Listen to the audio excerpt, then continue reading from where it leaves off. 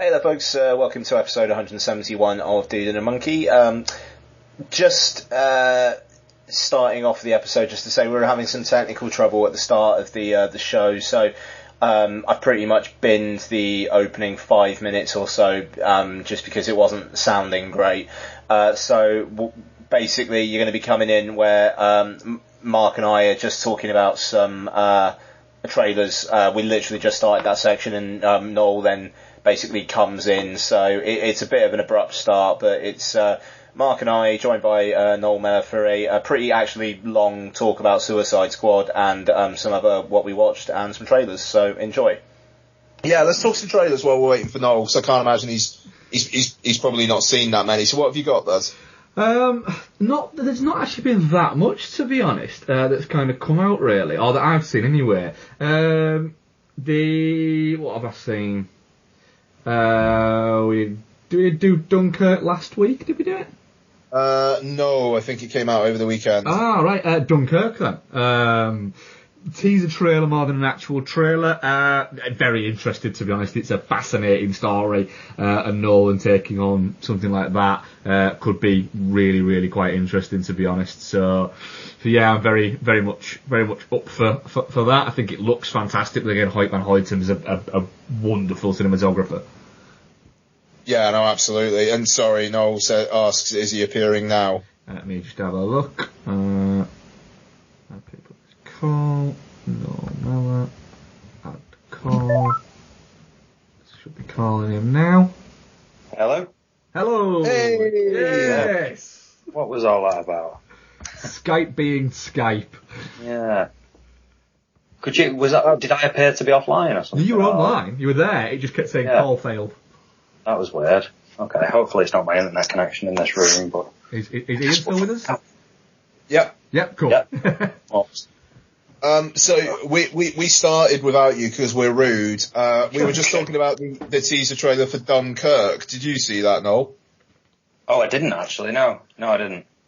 To be fair, all it was it's the new one from Christopher Nolan. You know you're going to want to watch it, and then guys in a boat gradually realising that there's something above them that they're probably not going to want to be a part of. Yeah. Mm.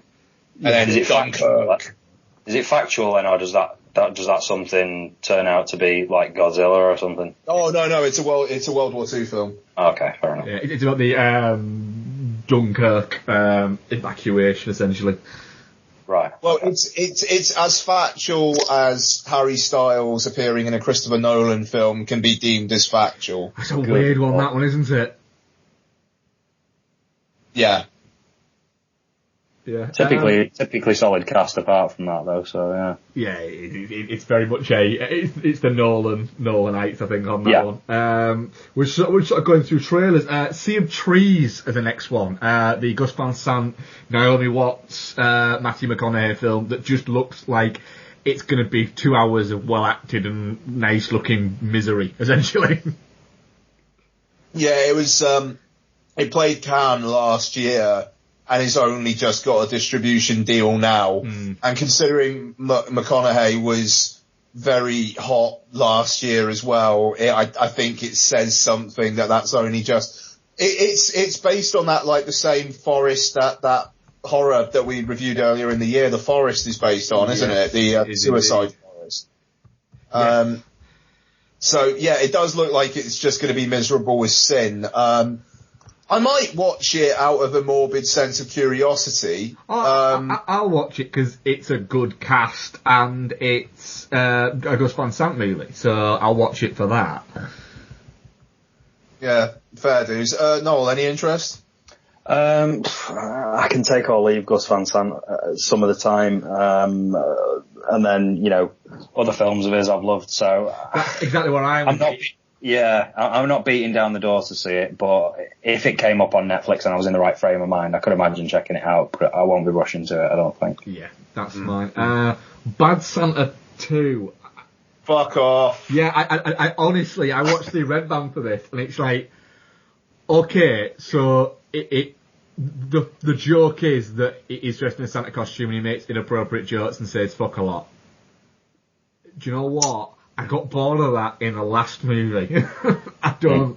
It just seems like one of those movies where I just don't think there's enough kind of nostalgia for it as they seem to think. I don't get it, really. Was there anyone asking for this? No, it's weird because it's one of those Christmas movies that in recent years people seem to have talked about a little bit more. I came to it quite late. I never saw it back in, when was it? Early 2000, 2002, 2003 or something. Yeah. So I wasn't, I don't remember seeing it back then, and I saw it a few years later and I was like, it's mildly watchable, but I've never been, it certainly doesn't make my Christmas rotation. No, so it's one of those desperate attempts to have kind of Christmas movies. And it's more that it is actually, something people watch. I think it's one of those films where people say they watch it rather than actually watch it, just to feel a little bit fucking miserly about Christmas, when actually they're just fucking sat watching, I don't know, fucking Home Alone, while they're saying they're watching Bad Santa. It's going to be this up against, what's it then? Christmas Office Party or whatever it's called? Yeah. So, I don't know. I didn't fancy that either, frankly. One that I know you do fancy, Noel, is the Resident Evil. Yes. Trailer. Yeah, man. Yeah. Maybe, I don't know, maybe it's just the sort of interesting remix of, was it Sweet Child of Mine? Wasn't it? That was punctuated the trailer quite nicely, but no, Mila Jovovich getting on a bike and heading out into Zombie Town again, followed by some Is it just me? Am I getting really old at this point, or are those fucking cuts, like those trailer cuts, like barely even? Like, I can barely get my head around what's going on, but either way, I was excited by it. I wasn't entirely sure what was happening, but I was excited by it. No, I'm in, because I've enjoyed a lot of the Resident Evil stuff in the past. It's silly, stupid popcorn fun. I think it's always felt like it knows what it is, to a degree.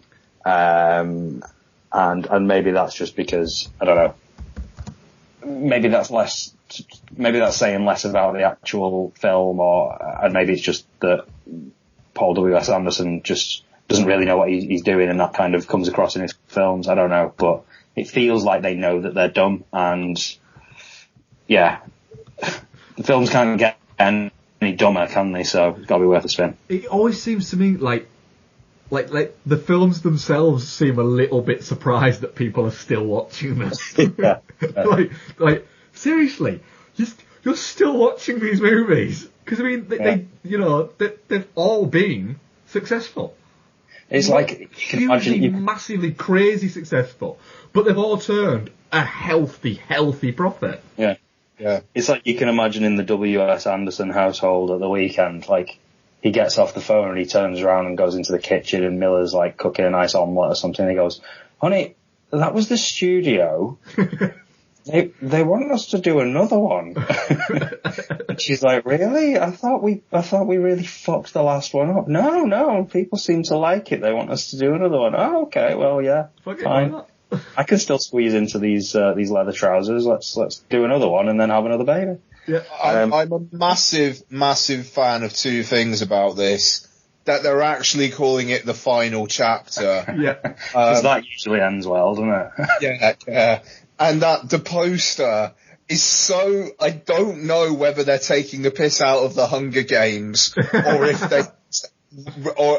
they are genuinely have got no fucking idea how close, because it's such a weird thing to rip off if they are ripping it off, but if they're not, then it's like, how the fuck is that poster designer managed to get away with it? It's strange. The whole, I say, on this, I've enjoyed them. Kind of like, they're often one of those ones where 1's good, 2's crap, 3's good, 4's crap, 5's good. Mm. It's a little bit like that. So 6 is probably going to be crap, but I'll still watch it and be like, that was shit. Yeah. But I'll still watch it again at some point. I know I will. And Bex loves them. Yeah. The thing is, this is out in January. It's like I was saying to you before, Mark. Oh, sorry, go on. No, carry on. Yeah, no, I was just going to say, this is coming out in January where it's all Oscar bait stuff all the time. Yeah. And this is going to be such a nice antidote to that. I'm tempted to suggest we do a Resident Evil special. I could easily do that. I could easily watch all the evil movies before this. Yeah, I'll join you for that. Yeah. Oh, alright, cool, fine. I despise the fourth one. After like, is that the one where it's like video game levels? No, that's the fifth one. Because I loved that one. I really liked that. Oh, yeah, that's the last one. The last one, like, brought me back on board with just, it's batshit. Where, like, it's like the characters from the previous ones who are dead are, like, back in it, but it is literally like video game levels. Yeah. Yeah, that's the fifth one. Zone, don't they? Like, that's, yeah. Crystal Maze almost. Alright, there we go then. January, Resident Evil special. Fuck. Brilliant. Nice. Beyond that, I haven't seen anything else, I don't think, trailer-wise. Are you guys seeing anything else? I saw there's a new Doctor Strange trailer. I watched that. I think that was yesterday that popped up. Did anybody see that? Or I didn't even know about that. No, it's an Olympics trailer apparently. There's a little bit more in it, really. You see a little bit of the stuff with Tilda Swinton and a bit more. There's a bit more of the Inception kind of house city bending stuff.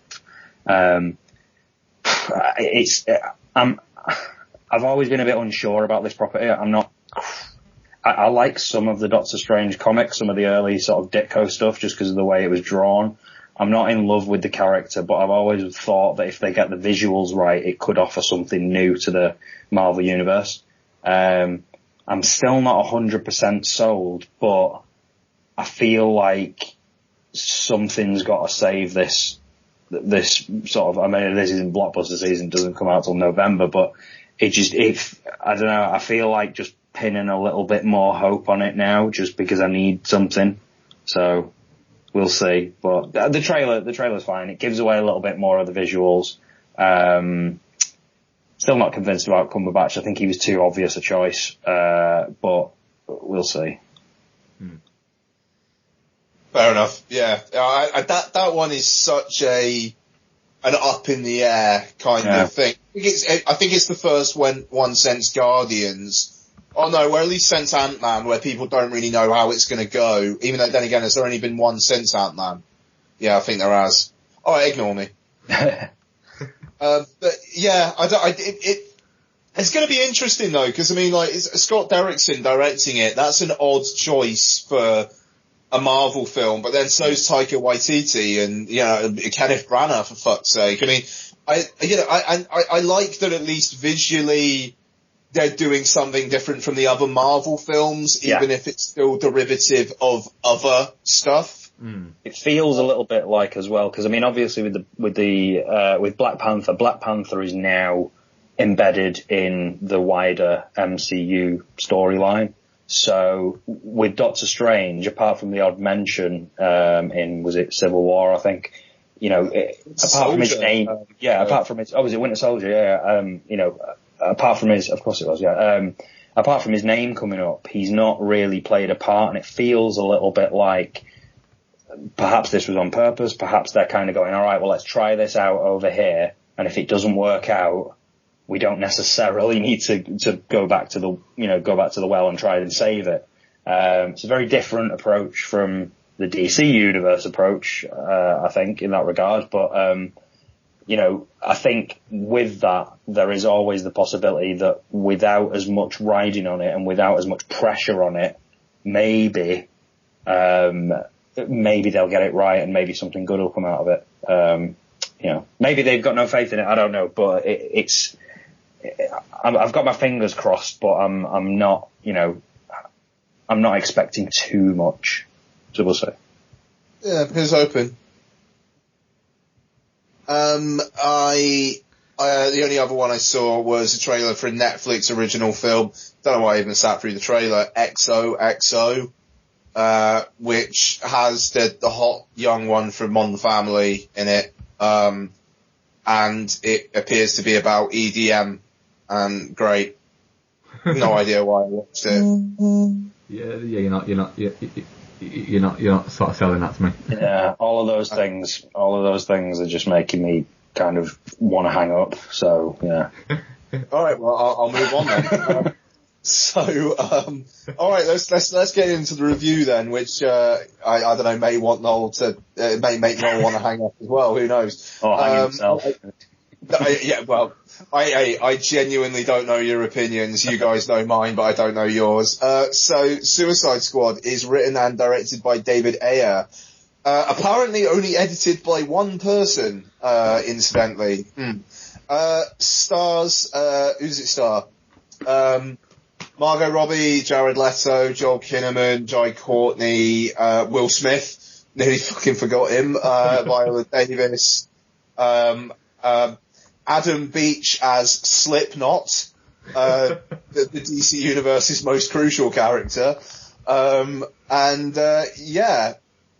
get into it. Suicide Squad, it's the team of bad guys, except some of them aren't so bad, which is a bit of a pussy's way out of it.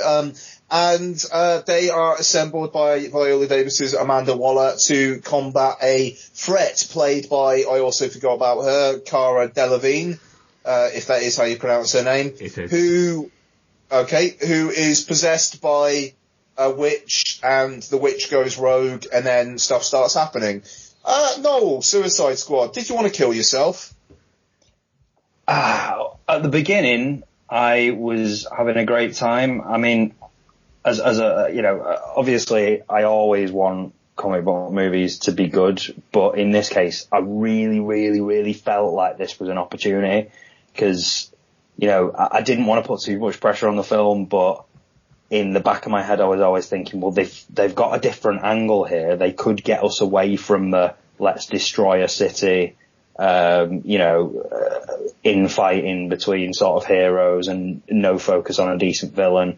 They had access to DC villains, which is always a good thing, because they're often more interesting than the heroes. And there was a lot of potential. I was really, really rooting for it. As you both know, I tried to stay as clear as possible of any opinion whatsoever. I was ignoring articles, reviews, references, anything. I didn't go on Twitter. I'm not on Facebook anymore anyway, so I was avoiding everything as much as possible. And yet still the gentle whiff of disappointment was sort of drifting to me somehow. I don't know why or how. So I went into it with slightly lowered expectations, or I'd say tempered expectations. And then when it got going, it got started, I was just absolutely delighted. I was delighted to be there. I was delighted to be suddenly being introduced to these characters. And then, it got a little bit confusing, and it got a little bit dull, and things then started to not make much sense, and I didn't understand where it was going, or why all the characters were where they were, and then the plot started to fall apart, and then the dialogue started to fall apart, and there was one line that was uttered by a character, or there was a bit of dialogue between two characters, and it was at that moment I just sort of went, oh fuck, this is terrible. Oh shit, it's actually really bad. So it's not without its good points, which we'll get into, but overall it's a badly made film. It's just a really poorly made film, which is a terrible shame. Now, Mark. Hello. Here we go. Would essentially suck off David Ayer if he had the chance. Quite happily gobbled it down. Damn right I was. So, here we go. Mark. Yeah, I loved it. I knew you would. Yeah. Do you know what? I did. I loved it, and the thing is, the more and more I've started to read about it, and the more and more people were going on about what they disliked about it, the more and more I was thinking, I'm gonna really like this. I'm gonna really like this, and I'm gonna sound like I'm just being a dick. I'm gonna really like this, and I will freely admit it has flaws which we will get into, but I not only had a great time with it, there was actually little moments of subtlety that the movie had that I actually thought were very, very good and very well handled. I am somebody who I don't get on with Will Smith as a screen presence or anything, and I thought he was great in it. I like the fact that I was watching, for the most part, the film that I expected it to be, which was chaotic and kinetic and very much Aya's kind of universe. Some points of that grated on me more than others. I personally nowadays don't expect decent villains in comic book movies, because even when all the main characters are villains. Yeah, because I think that was the thing. They're villains, but I don't even think they're trying to portray them as villains. They're trying to portray them as anti-heroes, which I don't even think that they kind of pull off, because they're just portraying them as being the heroes that, that they're not, that they were trying to show you their good side more than their bad side, which I can completely see why they're doing. But every time I felt like I was going, I was getting a little bit dragged down by the bits that weren't great in it, because like I say, I'm not saying it's perfect at all. Then something happened, I'd go, yeah, alright, I'm cool with that, or, okay, yes, I was getting a little bit bored, and then I got Margot Robbie walking away from something, so I'm alright again now, I'm reset. And it was that, and I just enjoyed it, but what I will say is it's set up for me to enjoy. So when we're going through the bits that didn't work, I'm probably A, going to give as many as you guys, or B, maybe even more than you guys. But I don't care. I enjoyed it. It is where I am with that. And I kind of came out of the screen and said to Vex about it. I'm of the opinion of, do you know what? If other people didn't like it, that's cool. I'm not going to try and convince people that it's better than it is, or that they should like it for this, or this. But I enjoyed what I got out of it. That's where I am with Suicide Squad. So I'll be very interested to see where Ian is on this. Yeah, I mean, I think I'm more on Mark's side than Noel's, to be honest. Made me want to rewatch Batman vs Superman. I don't know why. Didn't make me want to do that. Bloody hell. Didn't make me want to do that. If you know what it want to do, not rewatch that and just rewatch Suicide Squad again. No, I mean, no, totally. I have pre-ordered Suicide Squad on 4K Blue, and to be honest, my wanting to rewatch Batman vs Superman is partially inspired by the fact that I want to watch more stuff on 4K Blue. Apparently, Superman's red eyes look really, really nice in HDR, so I've read. So, hey, it's my birthday on Monday. You can really feel his un-Superman-like rage. Yes.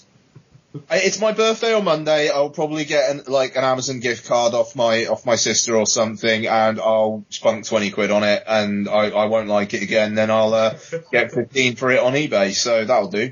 You'd be better off ripping it up in front of her and throwing it in her face. That would be a more polite way of using it. All right, no, fair enough. All right. Calm down. Molly Matthew. That's fair. So the thing is, I came to Suicide Squad from a position where I just spent the weekend at Peppa Pig World. So I was thoroughly in the zone of, I really just want to watch some base level entertaining shite for a couple of hours. And that's kind of what I got. But when I say shite, I mean it in an affectionate way. I am very hot and cold on David Ayer. Sabotage is a piece of shit, and Marc's mental. You are so wrong. No, I mean, Sabotage is a film notable for the fact that it was on Marc's top of the year list and on my bottom of the year list. Such is the chasm of opinion between us on that. Now, the thing with Suicide... Do you know what I still adore about Sabotage? What I still adore more than anything about Sabotage, right? the whole crux of the film is based around, at the start, they go in and they steal all this money, right? And they know they've stolen this money, right? Yet, they think the money is all blown up. So how do they know how much he's stolen if it blew up? So from literally 2 minutes in, the rest of the film makes no fucking sense. And that is what I adore about Sabotage. And this also maybe illustrates a point as well. A lot of people are now saying that Suicide Squad doesn't make any sense because it's not Aya's film, and that, you know, the studio did a version. Apparently the people who cut the trailer did a version, and they test screened it against Aya's version, and then they just released Aya's version because the scores were quite similar. Yeah. And the thing is, a lot of people are saying, well, the studio had its hands all over it, blah, blah, blah. Maybe not. Maybe Aya just doesn't really care about stuff making sense. Aya's kind of come out and said about that, you know, when you're making a movie that costs this much money, it is collaboratory, but the movie that has gone out is his Suicide. It's his film. Yeah. And I mean, and good on him. He's owning it. He's not doing a Josh Trank and literally saying on opening day, oh, I had a really good version of this. Mm. You know, he's not doing that. He's fucking owning it and going like, yeah, this is it, good or bad, this is it. And, I thought I was entertained thoroughly. I was never bored, even if large swaths of it make no sense. And there are editing choices that are baffling. I think there's two separate moments where there's some sort of flashback to reveal some sort of revelation. It's like, but no, we were literally told that an hour ago. Why are you doing a flashback?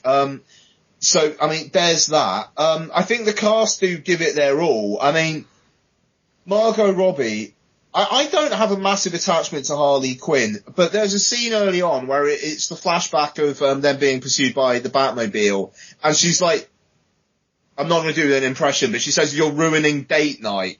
And she kind of fires a gun up through the car or something, or punches the top of the car. She fires a gun through the car. Yeah, there you go. And just that thing, captured the kind of the unhingedness of that character that I have picked up from playing the Arkham games. Those are really my only experience of her, but it seems to have that. She's not a very she's not a very developed character anyway. She's only been around. Yeah, she's only been around since 2003 or something. I think that was because of the animated series. She's 92. She came in the animated series. Oh, 92. Sorry. 92. Yeah, and she was in the animated series. I don't think she actually turned up in a comic book until 3 or 4 years after that. No. I mean, she's had her own runs and stuff like that, and there's she's had some highly sort of sexualized version. There's a collected what's it called now? There's a collected comic book of hers, which something like something and knock knock jokes or something, and that's like, you know, the way she's drawn in that is insane. She's just huge boobs, really tiny waist and stuff like that. So she's already been quite sexualized. But she's not a character that's really had a ton of gritty stories and explorations of a character and stuff like that. So it was really Margot Robbie's opportunity to do something, but it already felt, by the time the film was out, it already felt like, yeah, this is going to be a big character, and when Halloween rolls around, there's going to be a billion girls walking about dressed like this. Well, that's it. She's as much a poster as she is a character. Yeah. Oh, yeah.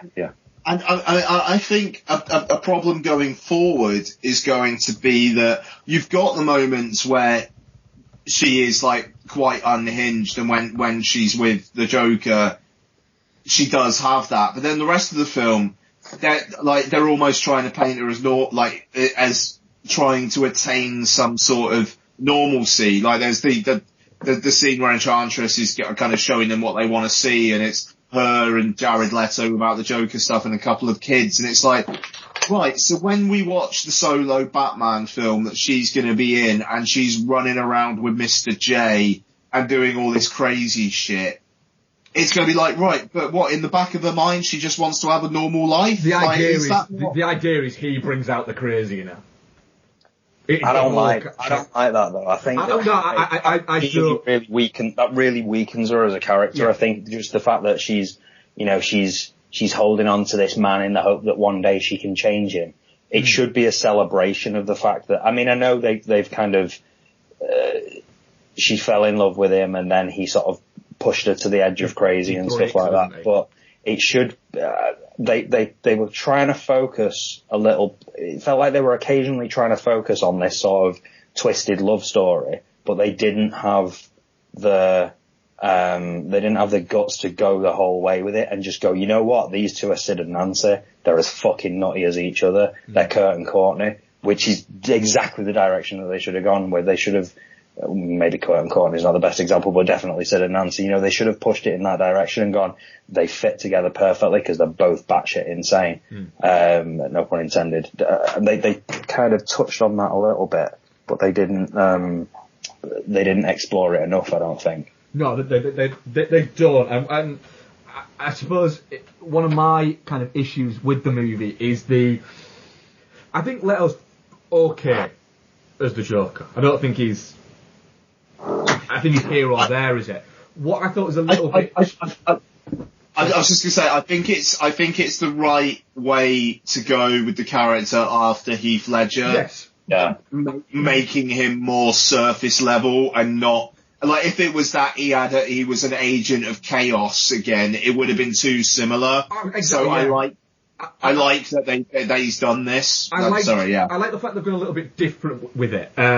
It's jarring, it's strange. Essentially, for all intents and purposes, for what he is in this universe that we're going to call it now, is he's a bit of a street thug that's got a lot of power. And I think that what I did like about it is the fact is that they didn't make it his movie. He dips in and out of it in bits, and it's very much a Suicide Squad movie. You know, what I didn't want was to come out of it and go, do you know what?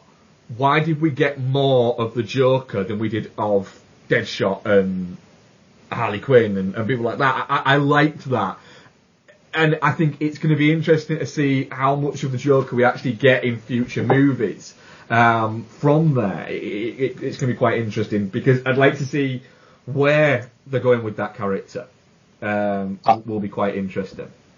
I think that I like the angle with the Joker, and I get what you're saying there. You know, the less is more approach seems like a good idea. However, I feel like in this instance, although I liked what I saw of the Joker, I just felt like I needed a little bit more so I could figure out whether or not I liked this Joker completely. I mean, it just felt, I enjoyed what I was getting. I think the flashback sequence with Harley Quinn where they're, you know, at the chemical factory and he pushes her in, that was really interesting. Visually, it was cracking as well. It was a really interesting visual. I liked the moment in the club as well where you could, you know, where Common, whoever that character was, where Common was sort of with them and there was that sort of little playoff going on between them. I just feel like if I got a little bit more of that, I could have come away from this going, oh yeah, but wasn't the Joker great? I don't feel like I got enough to actually say, yes, the Joker was great, no, the Joker was bad. It just didn't quite get enough to get my teeth into it. And I think the other thing as well is, and this was my main sort of issue with the film as a whole was, and why it was such a huge missed opportunity, was that I think what comic book movies are missing at the moment is everybody, like all the superheroes are fighting some, you know, trans-dimensional, interplanetary, or godlike being, that's looking to destroy the entire world. And nobody's fighting criminals anymore. The reason you get the Suicide Squad together is not to fight another trans-dimensional magical being. You get them together to not necessarily take down a gang, but take down a gang that's led by some sort of metahuman that's got a little bit more power, that you don't need to get Batman and the Flash on board. It's a kind of, you want to get them on board to do a job that they understand. You understand the criminal world. You understand, you have contacts in the criminal world, make it a bit more of a sort of, just bring it down and don't feel like you need to have some half a city being destroyed and loads of bits of brick floating in the air for some reason. Like, you just bring it down a bit and just, it feels like nobody's fighting crime anymore and everybody's fighting intergalactic monsters. And this was a perfect opportunity to just have some people on the ground fighting crime, but from the perspective of criminals who are being forced to do it. And it just felt like a missed opportunity. I felt like they got it a little bit with the setup because, very early on it turns into kind of a siege movie. But then the second half of the film, everything goes big and you're just like, well, the one thing, you've completely lost the one thing that set this movie apart. Do you know what would have been would have fit more into what you're saying? And I agree, and I agree with what you're saying completely, actually. What would have made more sense there is, because the idea is that Amanda Waller is using the Suicide Squad to clear up the mess that her idea of the Suicide Squad has created with the Enchantress. But what would have made more sense is the Suicide Squad are going in to get somebody important out, being Amanda Waller, and they don't know at the time. But the Enchantress has got her. Enchantress is holding her, not this big fucking cloud of unexplained nonsense in the sky. Yeah. Is holding her, and therefore you get that. That could have been it. You could have boxed off that story there, and it would have made A, more sense, and B, would have added, like what you say, that bringing it down a little bit and not having just a swirling trash fucking thing that's then going to eat through the world, which even I admit and go, do you know what? Don't really get what was going on there. What was actually happening? Well, you're looking at it and you kind of go, well, I don't even know what that is. Like, the Enchantress has decided what she's going to build a machine, I think she says at some point. And I'm looking at this mess of crap that's flying around and she's waving her arms around. I'm like, I don't even know what that is. What is that? Starts going vrr. Yeah. But all that while it was happening, I was going, do you know what? I don't need to see that anymore. I don't need to see that. I want to see other things going on. Yeah. It was the least impressive thing about X-Men Apocalypse a few months back. I don't need to see it again. Yeah. Just random shit flying around in the air. I was more enjoying these characters essentially being in a John Carpenter movie for the middle portion of it, which was fun. And if it had carried on doing that, that would have been fine. Yeah. But there's I mean, some of the good points of it are the performances, I think, of Smith and Robbie, and to an extent I thought Joel Kinnaman was good, and Jai Courtney brought a little bit of madness to something, a little bit of, he wasn't just Jai Courtney in something, which was nice. I quite like Jai Courtney actually in this, yeah. Joel Kinnaman I could have done without. He was doing my head in a little bit. He did eat that chicken quite well though. Yeah, he was really chowing down on that, wasn't he? Fair play. Yeah, it just felt really weird. It just felt, I was sitting there going, why is he eating a piece of chicken? A, why is he eating a piece of chicken there? B, why have they chosen to give him a piece of chicken to eat there? C, why is he eating it like that? And D, it's a David Ayer film, doesn't need to make sense. It's like he was stood at craft services and then he's like, oh shit, we're back on. Oh, okay, I'll just, I'm eating this fucking chicken, and Ayer's gone, it works for me. David Ayer's like, yeah, bring it with you, we'll make it a plot point or a character. We'll eat chicken. We'll introduce it as a member of the Suicide Squad and then kill it 10 minutes later to prove the point. A fucking more screen time than him. What I will say is, I don't know how many calls Clint Eastwood is making to get Scott Eastwood in movies, but he's not going to happen. Who was he in this? He was GQ, essentially the Navy SEAL that's constantly getting just told to do stuff by Joel Kinnaman. Oh, fucking hell. Right, okay. Yeah. Yeah, I saw his name in the credits. I was like, who the fuck did he play then? Basically, Scott Eastwood and Cara Delevingne are quite literally, well, you're pretty and recognisable and you're someone's son, aren't you? Yeah, be in this movie then. Yeah, the Cara Delevingne thing, I mean, that's some fucking weird casting anyway. Like, Cara Delevingne as an archaeologist, Denise Richards as a nuclear scientist, it kind of belongs in the same play set, really, doesn't it? It's, I didn't mind it at first because what was going on between her and the Enchantress was interesting, and it also gave perhaps one of the more interesting visuals, that sort of moment where the hand. Yeah. The hand over, yeah. Yeah, that was really nice. And I could have, if she was constantly sort of struggling with that, that would have, I mean, it wouldn't have been the most original idea in the world. We've seen that type of thing a million times before, but the idea of having somebody there and she doesn't know when she's going to be taken over by this thing. Is she in control of it? Is she not? Is the person you're speaking to the person that you think you're speaking to? Or is it the other thing? Like that's always a nice idea and you can do a lot with that.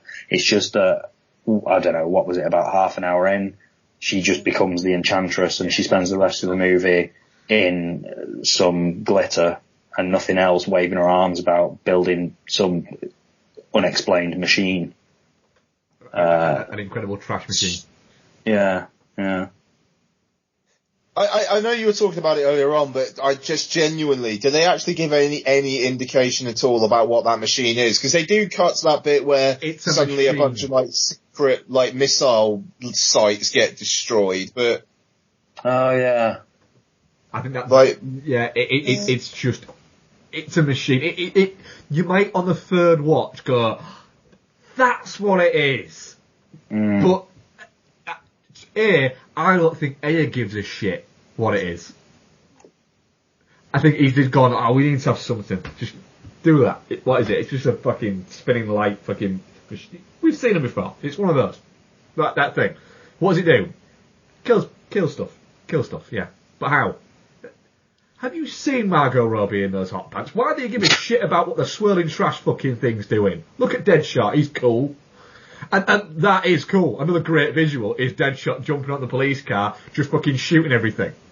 That was a nice shot, yeah. That felt like, I don't know if it was, but that felt like a comic book panel. Just the way he was stood. I think it is a comic book panel, yeah. Yeah. It definitely looked like that. Yeah, it's a double shot, the shot from behind, and then a shot in front is both, they're both from comic book, what is it? That was nice. I thought there was a couple of good kind of moments of subtlety that within it that I'll be honest got me a little bit. Maybe because I was absolutely interested in enjoying it and it had me. There was a couple of moments where I was like, well, that's just fucking just stung me a little bit. And it was the one where one of them was where Rick Flag gives Deadshot the letters from his kid.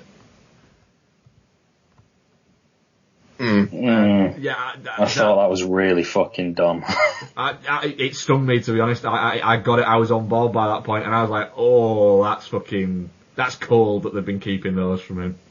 But yeah, I can understand that they would have been keeping them from him. But why was Joel Kinnaman's character keeping them from him in his pocket?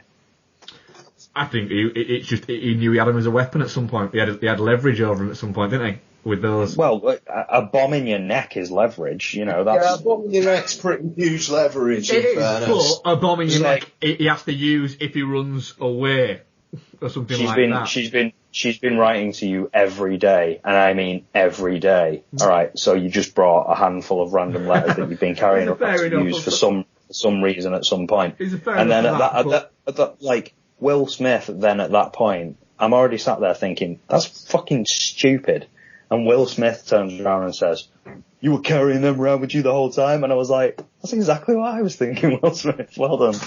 Yeah, no, I got it. I love your impression of Will Smith, by the way, Noel. Thank you. I've been working on that all week.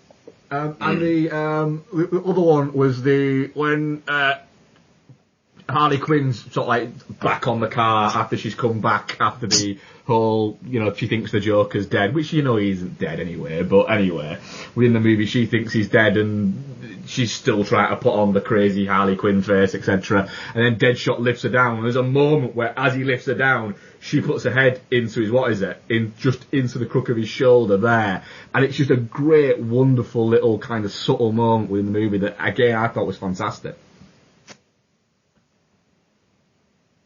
I think, good on you, Noel, Mark, even. I think you're reading more into this than I think even David Ayer is intended. I don't think I am, to be honest on that.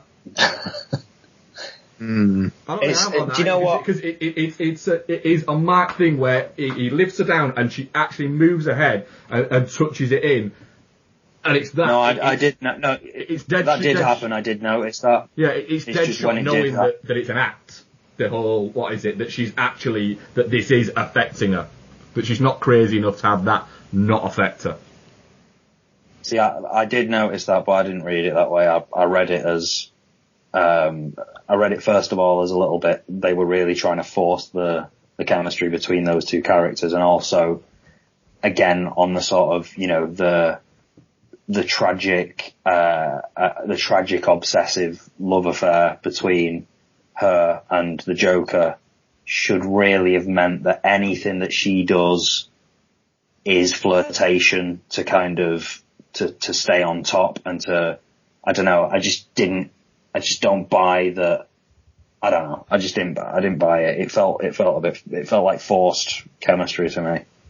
Yeah, I don't know. I think they, like I kind of said earlier on, I think they're doing themselves a disservice in the future, because you're going to have this character where it's always in the back of your mind. It's like, well, actually, she kind of does want to be good. And it like, no, can't we just have a girl who is as crazy as the Joker? That would be nice.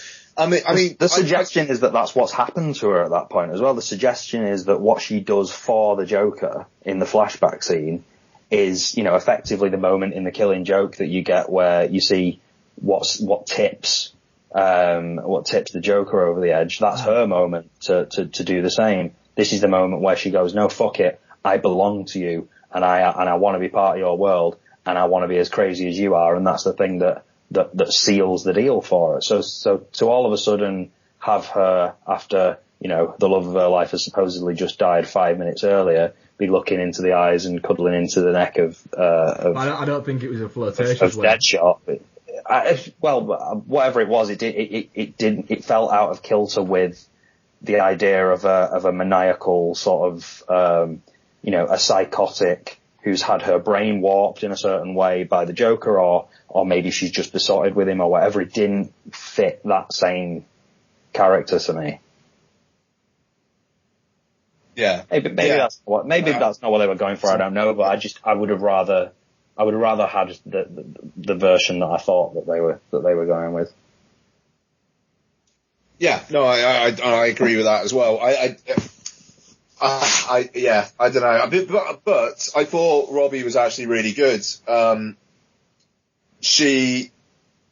flashback sequences of her with the Joker, again, there could have been more of that, I think. Is there enough material where they could have just done a Joker and Harley Quinn film? No. I don't know, but is there? There's enough material. It wouldn't work. It won't work. I don't think you can have... The problem is, there's certain characters, I think, that work better in smaller doses. And if you give them an entire movie and build an entire movie around just them, it would fall apart. I think to an extent you'd get that with somebody like Harley. If you just did a Harley Quinn and Joker movie, I don't think it'd work. I think it'd be too focused on that. And I think it could maybe be a Batman movie. If you applied the sort of, the Bonnie and Clyde aesthetic to not the aesthetic, the Bonnie and Clyde idea to a Batman movie, I think that would work quite well. It could. Because you can cut away from them enough, But I don't think in this universe that they're creating it works. I think the problem is it's the same thing as every time the stakes have got to be too high, and it's dictated by the way that blockbusters have become. Is that the stakes have to be on a global scale, or even beyond a global scale. That if you do something as a crime story that's within kind of its own sort of, block, it doesn't feel fucking catastrophic enough, and that is an issue with it. But sadly, it's the blockbuster universe we're living in now. I think TV's got a big part to play to do with this as well. I mean, they see, I think both Marvel and DC see their TV properties as this is the shit that's going on down on the ground, and this is the shit that's going on up in the air. So Suicide Squad was always in a strange position in that way, in that, and they could have gone two ways with it. They could have gone, no, let's address who these characters are, what they're capable of, and what makes sense, or let's make a blockbuster. And they decided to make a blockbuster, and I don't think it was a very well put together blockbuster. I think, some of the characters were interesting, some of the characters were not. One of the characters was awful. The Killer Croc character, I don't know who that actor is, but by God. He was in Lost. Adebale Agi. Yeah, I just saw a photograph of him actually, but, was he the guy who, was knocking around with, Charles? Rodriguez. The guy who used to carry the big stick around. I don't know, he was in it for like a season or so, and then he got into an argument with the producers over pay, and they killed him off. Oh, okay. That's all I know. Well, they've gone a blockbuster route, and I understand why. It's just, going back to the sort of the Joker and Harley Quinn thing, I would love to see, it'll never happen in a million years, I would love to see a sort of, a True Romance style, $30 million budget. Yeah. A crime romance thing of how they got together and how the Joker and how Batman finally came between the two of them. Not literally, he he inserted himself between the two of them and split and prized them apart, and maybe he put Harley in prison or whatever. Or he put the Joker in prison, and that's created some sort of resentment because he's the sort of thing that has come between them and stuff. Like, I'd love to see something that was a bit more along those lines, but we're never going to get that because DC is only worried about setting up the Justice League and doing it backwards by for some reason. And we're just at a point now where, you wonder, despite the fact that these movies are not getting critically, they're not being critically well received, and the TV shows are. It doesn't matter because the money makes sense. So let's just keep doing what we're doing. That's what it is. So they're not. These movies are being made to make money. Yeah, that's it. And people keep saying, I keep hearing the same thing about, these movies are never going to change because they're being made for comic book movie fans. Well, I'm a comic book movie fan, and I know that comic book fans, I'm a comic book fan, and what I know about comic fans is they like good stories. And Batman and Superman, not a good story. Suicide Squad, not a good story. Even Civil War, not a good story. So we're getting further and further away from good stories at this point because the studios are making movies not for comic book fans, because comic book fans appreciate a good story. They're making them for the twice, 3 times a year cinema goers. To be fair, even the Killing Joke, which was for comic book fans, was a piece of shit as well. So they're not making fans, but that's because they took a good story and turned it into a shit story. What they're doing is they're making films about comic book characters that are recognisable enough to sell, but they're making for people who don't want to read comics. That's what it is. They're, in a fucking weird way, it's almost like when they fucking remake a popular foreign language movie and it's not, doesn't quite get the aesthetic or anything like that. It's like, well, fuck it, we don't care, because they wouldn't go out and fucking watch the subtitle version of it. It's almost like that. It's look, here you go. here's the Harley Quinn you always wanted, the one you don't have to read. The comic book fans are getting their kicks long before the movie comes out. The comic book fans are getting their kicks when they finally get to see a picture of Benedict Cumberbatch as Doctor Strange, or they finally get to see a picture of Spider-Man's new outfit, or they finally get to see a trailer for Suicide Squad. And then the movie comes out and it doesn't really fucking matter about the plot because it's already made $150 million in its opening weekend. So, job done, move on to the next one. And, so the films kind of don't matter at this point. It's more about what can we get out there to titillate the comic book fans and the comic book movie fans to get them talking about it, so that when this film eventually does land, there's an understanding of what the property is and people know what to expect from it. It's horrible. It's really depressing. But unfortunately, it's the way that we keep getting these movies. It's the way that the Marvel Universe has given a formula and has said, hey, look, this works. We've made a shit ton of money. And the other ones are going, do you know what? That works. The films don't have to be good. The films don't have to, what is it? If you create a need and a want for people to get on these, and you've got to watch this to watch this, then there you go. They're gonna make money. Suicide Squad has received not fantastic reviews, and it's still made record money. Even a few of these tanking now isn't going to stop the train from fucking rolling. It's just not.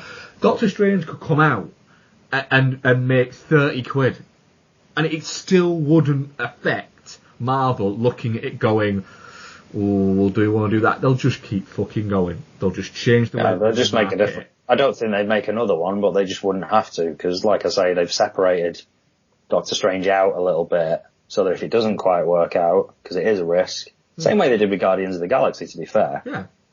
Less so slightly with Ant-Man, because there was a little bit of reference, but it was all jokey references, not really story references.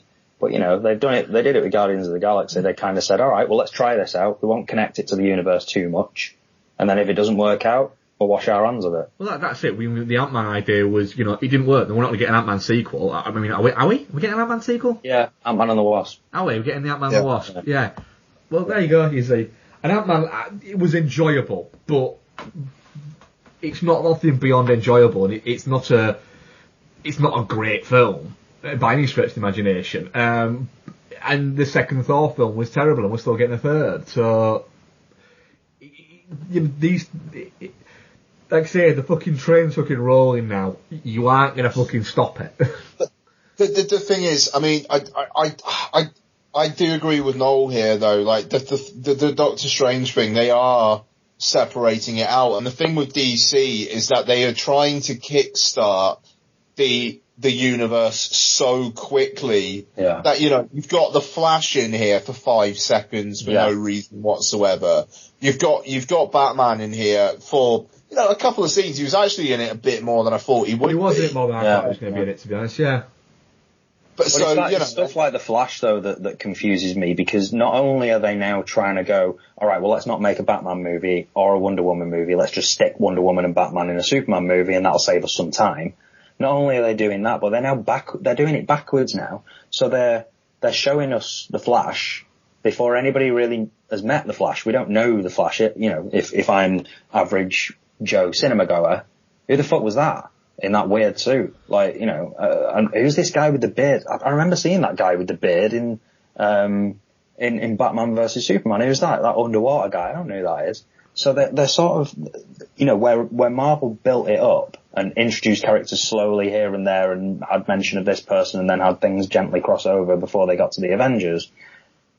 DC are kind of rushing things forward at a point where they're now back referencing everything relating to characters that don't even exist in this universe yet.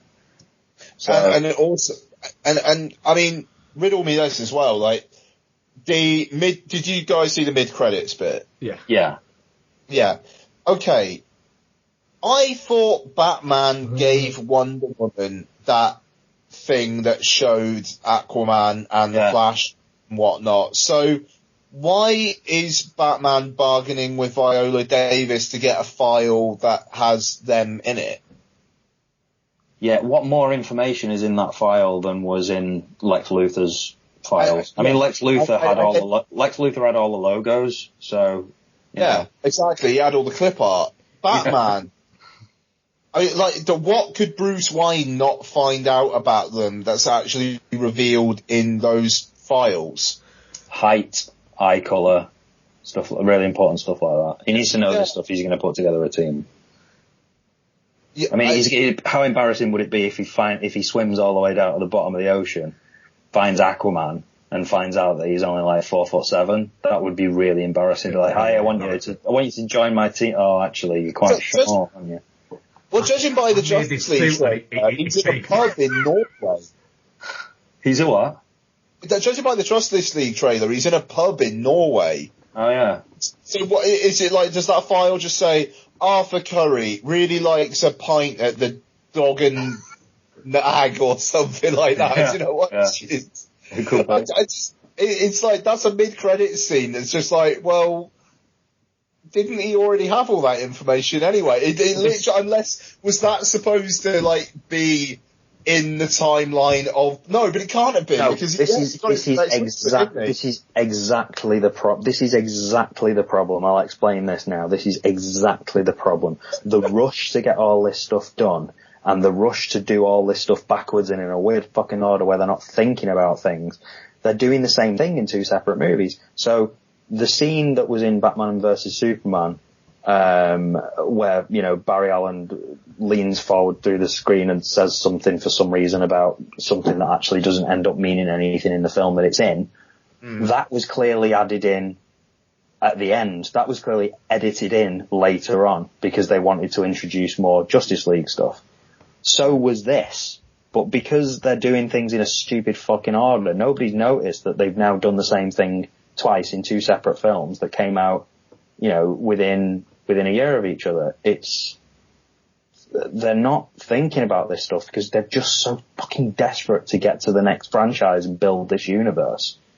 In a film that, frankly, you know, if Suicide Squad was a Marvel movie, I think what would have happened, and this isn't me sort of, you know, blowing the trumpet at Marvel and shitting on DC, that not at all. I really wanted this film to work.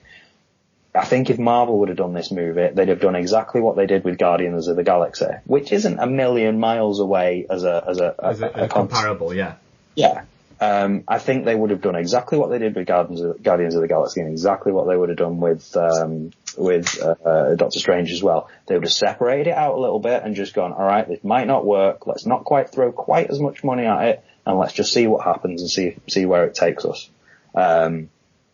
But they didn't. You know, they stuffed Batman into it. They stuffed the Joker into it, both of which I enjoyed in this film. But there was just that need to continually force us on to the next thing. We must have a universe and we must have it now. We don't have time to waste because the competition's getting ahead of us. Well, the competition's getting ahead of you because it's been at it for the last fucking 20 years or whatever. It's been building stuff, you know, so. That's the thing. We are now, what? When was Iron Man? 2008? We're 8 years removed from that. Yeah. And I mean, like, the first one of these DC EU films was what, arguably Man of Steel? Man of Steel, 2013. 2013. I mean, Jesus Christ. And it's only been 3 films. I mean, even though, in fairness, the Marvel Cinematic Universe was at Iron Man 2. And Iron Man 2 was similarly criticised for trying to shove too much in. But after that, they kind of learned their lesson and they slowed that shit down. Mm. Well, Iron Man... Because you had Thor and Captain America, which barely had anything to do with anything else, apart from kind of cursory plot elements. It's not about the speed with which that they've started to build a universe. It's about the amount of information that you're supplying. I mean, it wasn't necessarily Iron Man 2. The first Iron Man movie had Nick Fury at the end of it and mentioned the word the Avengers.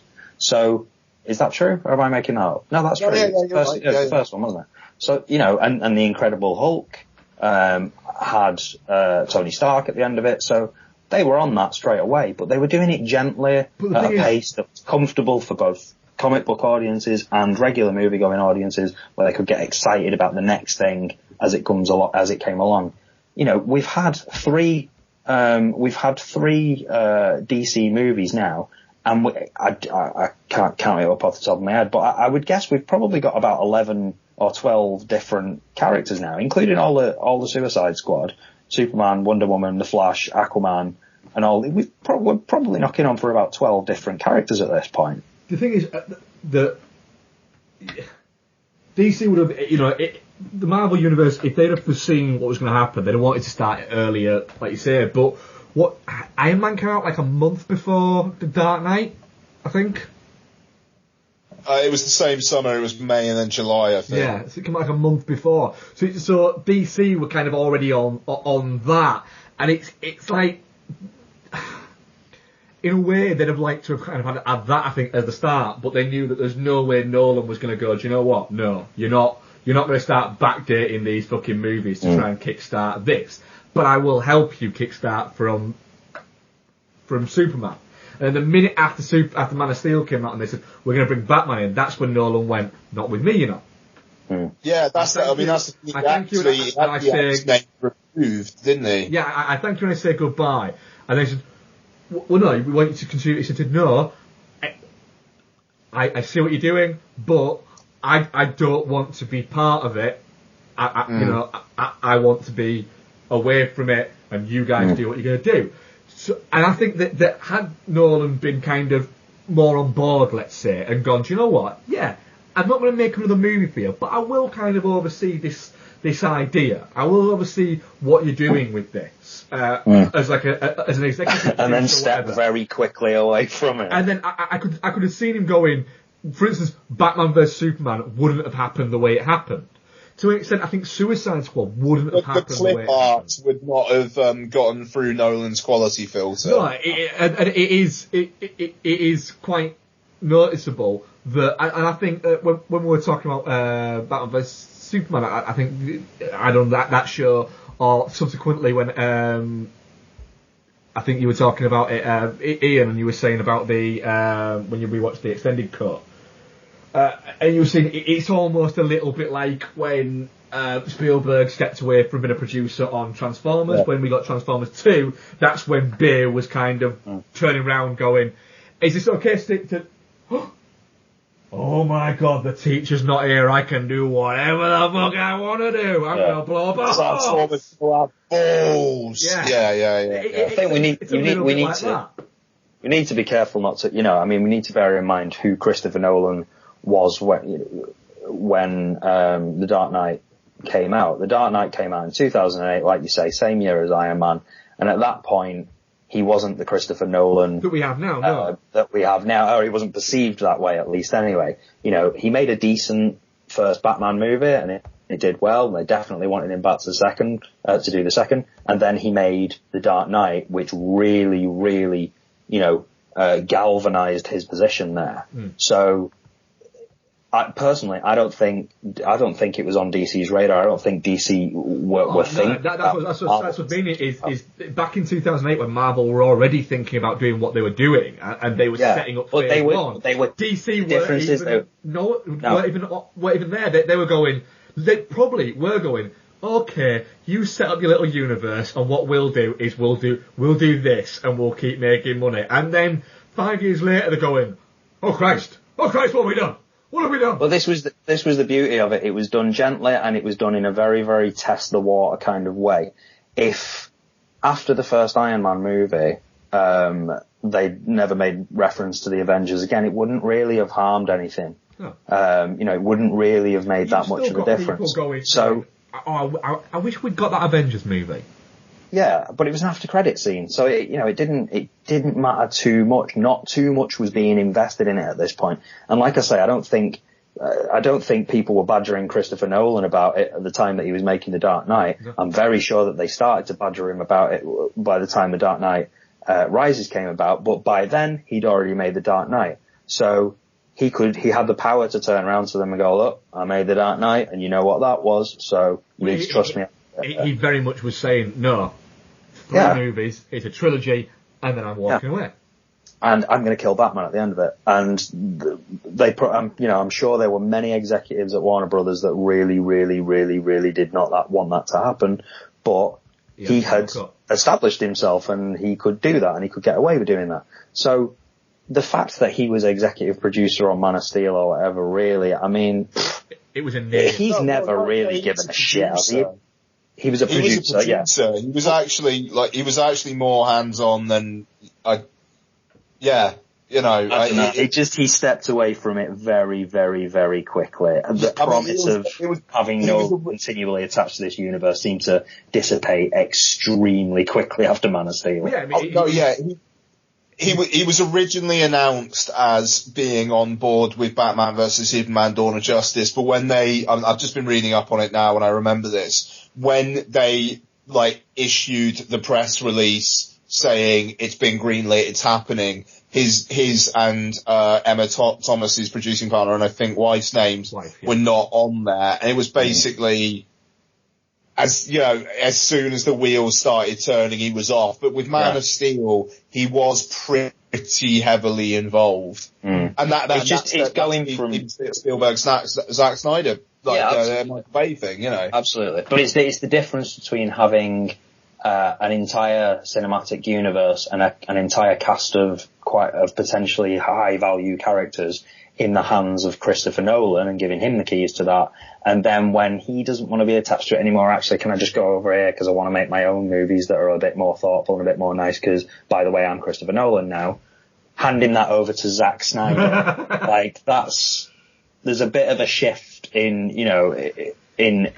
it doesn't feel like they had the ambition of making more, they didn't have the ambition of making more Christopher Nolan style blockbusters anymore. Now we just want the money in the universe. Thank you very much. Give it Zack Snyder. Let's get these things out there. Yeah, they turned it from a collection of wine bars into a rib joint. Exactly. Yeah. In the most base of what is there, and that's coming from somebody who doesn't actually mind Snyder films. So it is. The thing is, they're always going to get compared to the Marvel movies. The Marvel movies are doing things in a very steady way. They're not making many mistakes, and they're taking the odd risk. But I don't think they're making very many commercial mistakes, but I don't think they're. I don't think the creative side of things is quite as strong as it could be. The thing is, from just a pure personal point of view, not on film anyway. There's not a single one that I will outright go, that is a fucking great movie. They're all around kind of 7 out of 10, some are 6, and there's a couple that I think are 8. But that's it for me. So when people go, you can't compare the DC movies to the Marvel movies. The Marvel movies are all fantastic. I'm kind of there going, are they? Are they though? It's a little bit like that. There's been a lot more Marvel movies, but of the DC movies in recent, in the last 5 years or whatever it is. 3, yeah. Yeah, I'm not really a fan of any of them, so, and that's a shame. That's not me being, that's not me giving preferential treatment to Marvel. I just want more good comic book movies. And I think the way to get more comic book movies is not to blow up bigger cities, is just to try and focus on the story. I don't want to sound like a whinging fanboy, and yes, Mike, if you're listening, I know we should be grateful for all these great, wonderful movies that we didn't get when we were kids, but you know what? I just like better movies. I just prefer to have better movies that had better stories. Mike's not listening. Mike, if you are listening, use the password banana hammock. I'll say this now, I agree with you completely. I just think that, unfortunately, the studios aren't going to do it. Ship has sailed. Yeah, I agree. Do it. And you know what? It's a shame. Do you know the one good thing that comes out of me watching Suicide Squad is I now go away from it. I think it's about time that I went back to watching Supergirl, and I think it's about time I went back to giving The Flash another go. Because stuff is not happening the way I want it to happen on the cinema at the moment. So maybe I'm just going to go and explore some of the TV shows that I've been missing. Oh, and also Luke Cage is out soon, so hey. Don't do that. There's a lot of good cinema. Yeah, I know, but I need my comic book fix, and I'm not getting it at the cinema at the moment, so. It's been a bad year. Says you. Says I. Fucking dick.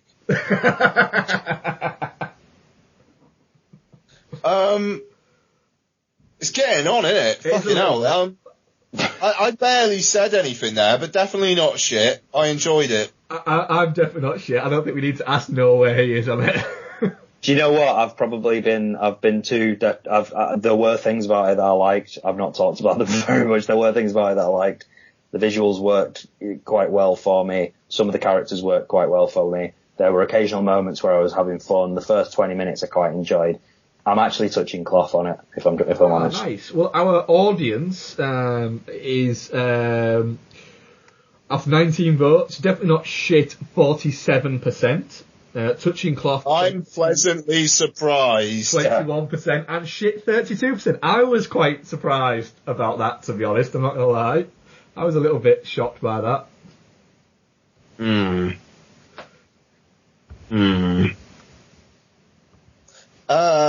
Yes. Okay, I just realised I'm steering the ship again.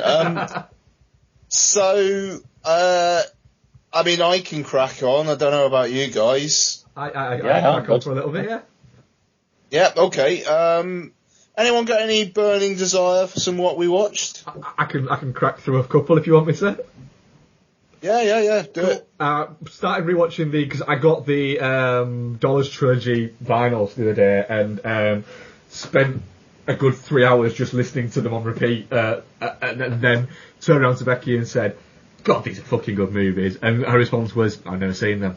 Which immediately was like, right, we're watching them.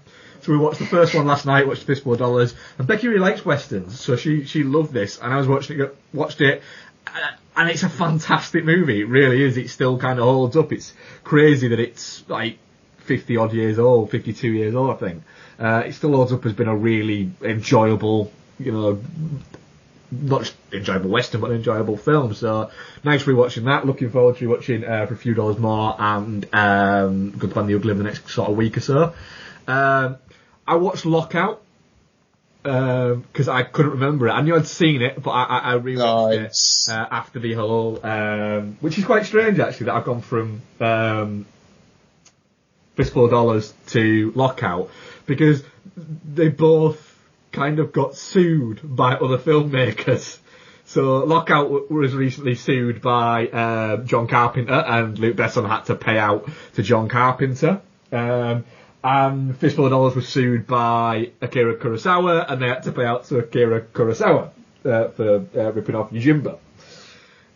So yeah, Lockout is enjoyable for Guy Pearce's performance, and the rest of it's pretty shit, including some just completely awful CG as well.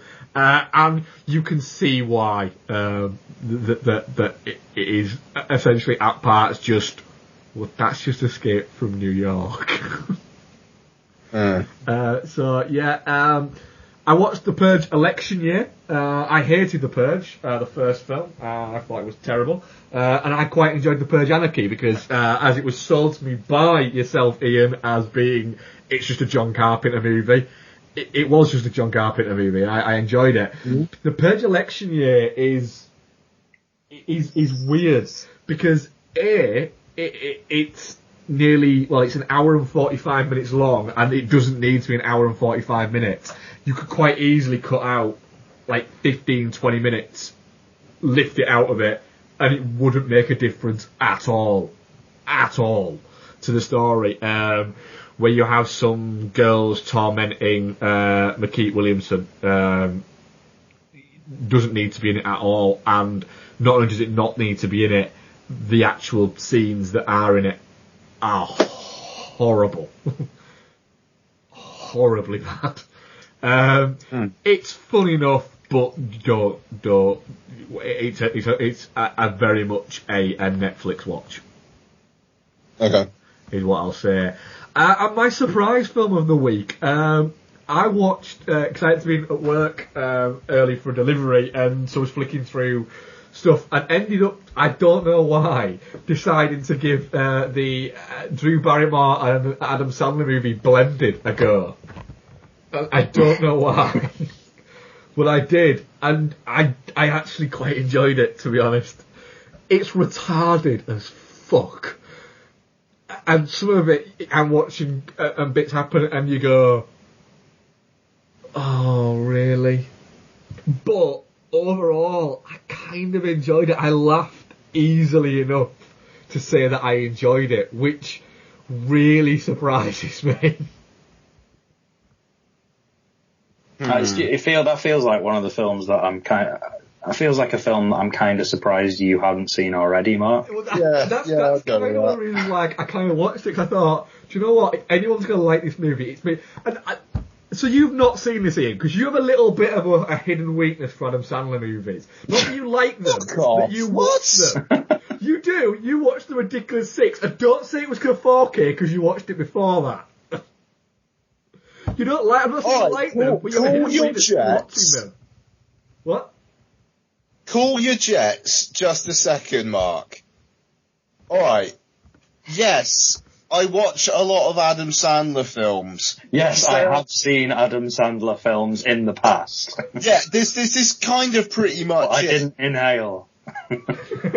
But, let me ask you a question then. Have you seen, the following movies? Pixels. Go on. Yes. Hotel Transylvania. Yes. That's my boy. Yes. Right, I never said you liked them, but you seem to have a curiosity to watch them. Fucking hell. Alright, we're gonna do this. Let's have a look through his filmography. Right, alright. Because what I will actually say to you is, I haven't the same kind of curiosity, because I'm looking through it going, I think I've seen all of these. Alright. I'm looking at it going, there's only a couple I've not seen. So yeah, going back to Bloody Wally and brings up the what is it? There's a retarded thing where essentially Adam Sandler is pretending to be somebody else. And so one of the guys who works at the hotel, the guy who's trying to be, his surname is is Greek, so it's like Thopopoulos or something like that. And he just keeps calling him random names that sound vaguely like it. Like at one point he calls him Chiapetalis. And just that. And I found myself laughing at every single one of them, despite the fact that I don't think a single one of them was actually funny. Right. Terry Crews plays a guy called Nickens, who all he does, because the whole thing is the holiday place that they go to is for blended families. So families who are, where you've got kids and a wife, and parents where the kids aren't, both the biological parents, etc. So it's like a blended family thing. And Terry Crews plays a guy who works in the hotel, and all he does is he just crops up at random moments singing with a backing group behind him about things being blended. And that's it. That's all he does. And it's fucking weird. But again, I kept laughing. Right. I have not seen Men, Women and Children, Blended, Grown Ups 2, Jack and Jill. I've seen all Just of those. go with it. Literally, I had to test the print. But have you seen Zookeeper. It? Yeah, it's part of my fucking job. Doesn't matter. No, I think that's a fucking caveat, that. Alright, that's your caveat then. Alright, Grown Ups, I tested the print. Zookeeper, I genuinely tested the print. Jack and Jill, nope, I haven't seen it. Bedtime Stories, haven't seen it. I now pronounce you Chuck and Larry, I haven't seen it. You just Don't Mess with the Zohan, yes, I've seen it. Reign Over Me, haven't seen it. Click, yes, fine, I've seen it. The Longest Yard, yes, I've seen it. Spanglish, I've seen it. 50 First Dates, no, I haven't seen it. Anger Management, no, I haven't seen it. 8 Crazy Nights, no, I haven't seen it. There is plenty. No, I mean, Well, that's fucking brilliant, recent Mark. times. All I'm saying is... Alright, but you have seen a do-over. Yeah, because we reviewed it. And you have seen Ridiculous 6. Yes, I've seen The Ridiculous And you've 6. seen It was an Adam Tasmania. Sandler Netflix film. I was somewhat intrigued. And you've seen Pixels. And you know what? It wasn't that bad. It wasn't. Because I've not seen Ridiculous 6 yet. And I've never seen Big Daddy. Yeah, I've never seen that. Have you not? No, I've never seen it. God, that's just flick ITV2 on. It's probably on now.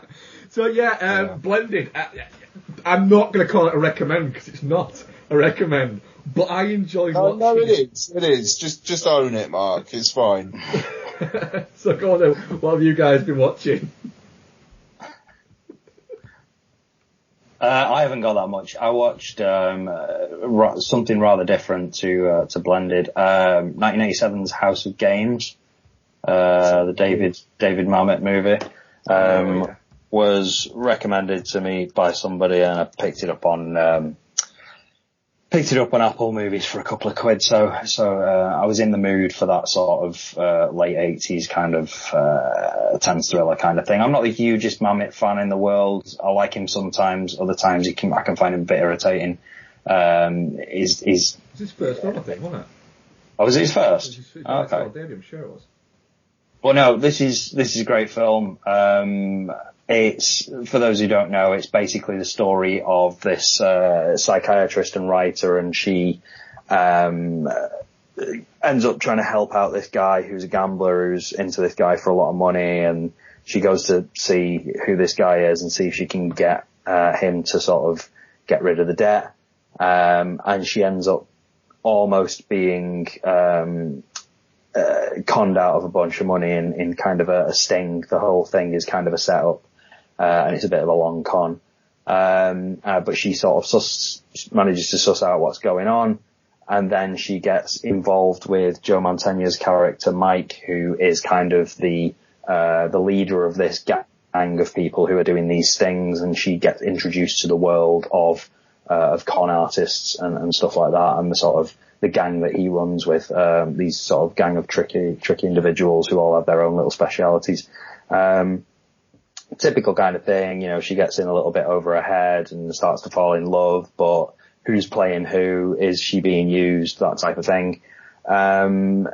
It's great. The dialogue's great. The story's nice and tight. I think it keeps you on your toes a little bit. You are kind of constantly, I wouldn't say it's the least predictable thing in the world, but you are kind of constantly wondering, as you often do with these movies, who's being conned and that type of thing.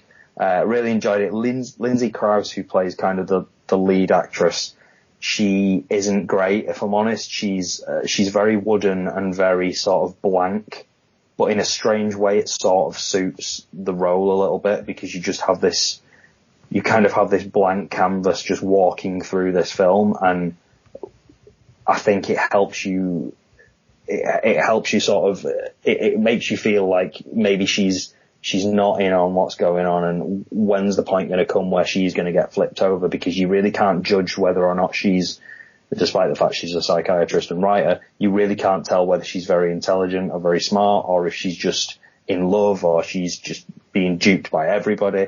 And yeah, it's great. It's also got a really kind of unexpected ending where, all spoilers all the time, but you know, she sort of takes control of the situation and ends up making a choice that you really kind of weren't expecting when you sort of find out that she's been part of a very long con and she's been duped. So, yeah, really enjoyed it. She was married to Mamet, I think, at the time. Oh, was she? Well, that'll explain the casting then, because she's a fucking terrible actress. But, yeah, it sort of works in this case anyway, so it didn't really matter that much. But, yeah, really like that.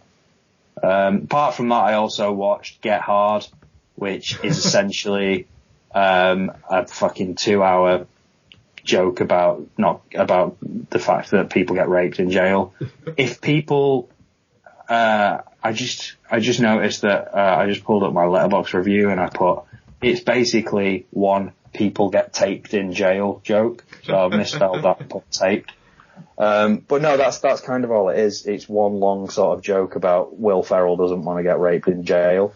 It makes you wonder what all the jokes would relate to if people didn't get raped in jail. So, I started watching it, on a Sunday afternoon when I was intensely hungover, and I couldn't really focus on anything else. It was like kind of Sunday early evening actually, but I was intensely hungover anyway.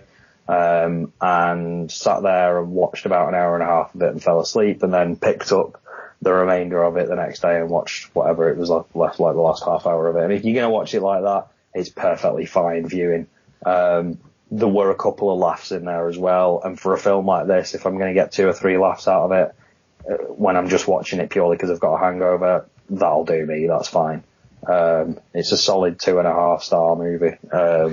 If you're in the right frame of mind anyway.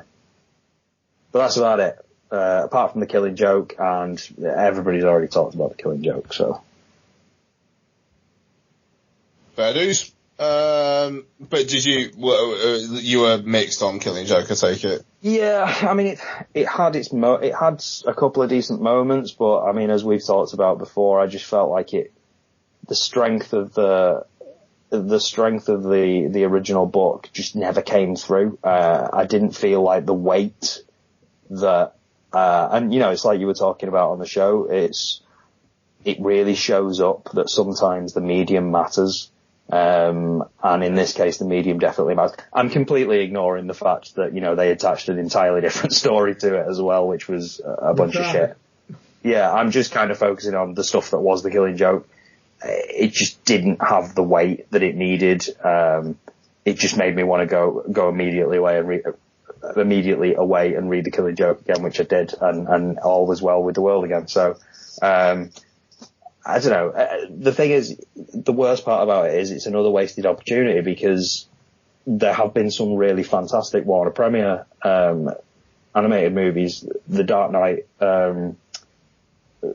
Returns being one of them, or 2 of them even. So it's kind of a shame that they took this story and didn't manage to do anything worthwhile with it. But hey, fuck it, we've got the book, so it doesn't matter. Exactly.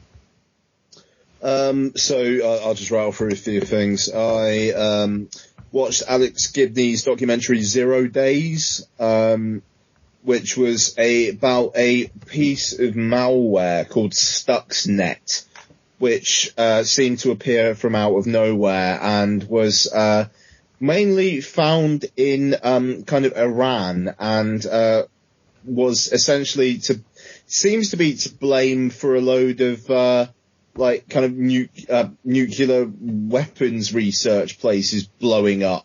And it was it's kind of interesting, kind of terrifying about how this malware could infect things which controlled physical things. So it was essentially a piece of computer code actually affecting the real world.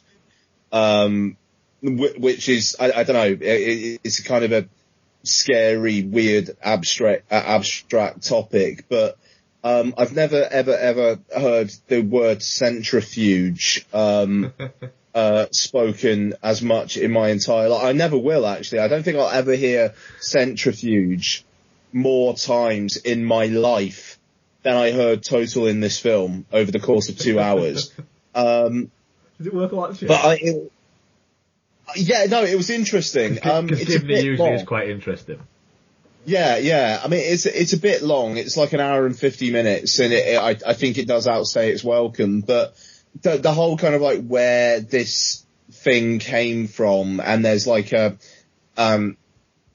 CIA kind of whistleblower that is interviewed as such in this is really fascinating, and it kind of moves on to how cyber warfare has become such a big deal, and the way that during the Bush administration it was all about attack, and during Obama it was all about defense, and it was really interesting, but all I could think of was centrifuge at the end of it. So I also watched Whit Stillman's latest Love and Friendship, which has been getting a lot of good reviews. It's basically Kate Beckinsale is a bitch in kind of Jane Austen territory, and she... Oh, yeah. I know what you mean. Yeah, he kind of basically uses everybody around her to try and kind of attain a better life for herself, and she has a daughter who's actually genuinely good, and very biting, very funny. This actor Tom Bennett, who I don't really recognise from anything, but he essentially plays a more sympathetic version of David Brent, but in Jane Austen times, which is an interesting combination, but it actually kind of works, which I was surprised by. But yeah, very biting, but also certificate stuff. So it's an odd little piece actually, but I recommend it. Love and Friendship. Rewatched Fury. I still very much like Fury. Whiskey Tango Foxtrot, which is the Tina Fey film where it's based on a real person, a real woman who became a war reporter in Afghanistan, and it's a odd mix of comedy and drama where it's about the ridiculousness of these people living lives in this war-torn area, and Margot Robbie's in it as well, and she plays a more glamorous reporter. I enjoyed it more in the first half than I did the second. It gets more and more kind of serious and down to earth as it goes on, and I kind of disconnected from it, especially considering the first half is actually genuinely laugh out loud funny at points. But it's still worth a watch. Cool. Rewatched Black Dynamite, which I still think is one of the funniest films I've ever seen. Genuinely. Black Dynamite, I literally will laugh at that film every minute. Solidly. I need to rewatch that. It's on Netflix UK now. I know it's a couple on Netflix UK. It's just when I watched it the first time, when it finished, I thought, right, I don't get it. I think I just need to rewatch it. I think I might have just been a wrong frame of mind for watching it or something. I don't know. There's a lot of quotable shit in that fucking film. There's a lot of quotable shit, and there are just little things like the fact that it's supposed to be shonkily made, and you'll have the boom mic coming in, or just Michael Jai White every now and then looking off camera because something's distracting him. Well, not distracting, but it's supposed to be distracting him, and that you just fuck up his lines a little bit and then just go on. I love it. I love it. And I don't know, it ends with the ghost of Abraham Lincoln helping Black Dynamite in a kung fu fight against Richard Nixon. You see, all this shit sounds fantastic, and I can't remember any of this. I'm wondering if I watched a different movie. It's fucking amazing. It's only 80 minutes long. Come on, it's 80 minutes. I will watch it this week and report back next week. Fuck, man. it was my favourite film of 2009, and I'm still fine with that choice. And finally, I watched Chicken, which was on Mubi until last night. Had a really limited theatrical release a couple months back, and then Mubi got the rights to stream it for a month. Basically, a mentally disabled guy lives with his brother in a caravan. And that's where the recording cut off, which is really annoying. I was not on my PC and I wasn't recording, and Marc was, and I think something must have gone wrong, so it kind of almost was coming to the end of the show anyway. We did answer some Twitter questions, and I'm sorry that I genuinely can't remember what the answers were.